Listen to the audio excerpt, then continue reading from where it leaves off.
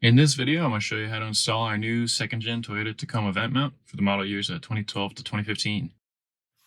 This process is going to be the same for both the driver and passenger side mounts, but you'll only just be mirroring the steps taken here.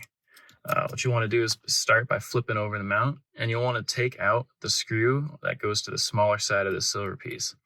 So we'll get that screw out and set that aside.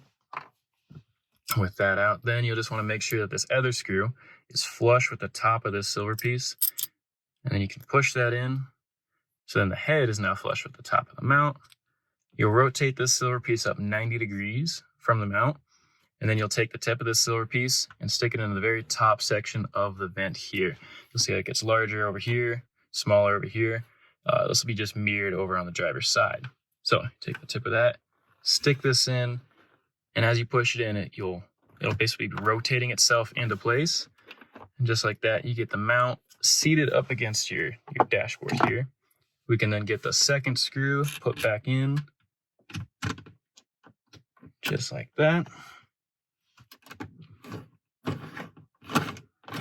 And then you'll just want to make sure you get these nice and snug, just so there's no wiggle room in the mount at all, just so you don't have any wear on the dash. But as long as it's nice and snug, you'll be good. Taking it out is the same process, just reversed, but there is a little bit of a trick to it. You'll basically want to loosen both screws just so the mount does have some wiggle room to it. So it's got some wiggle room there. You'll loosen the mount, or the screw that is going to that's close to the center console.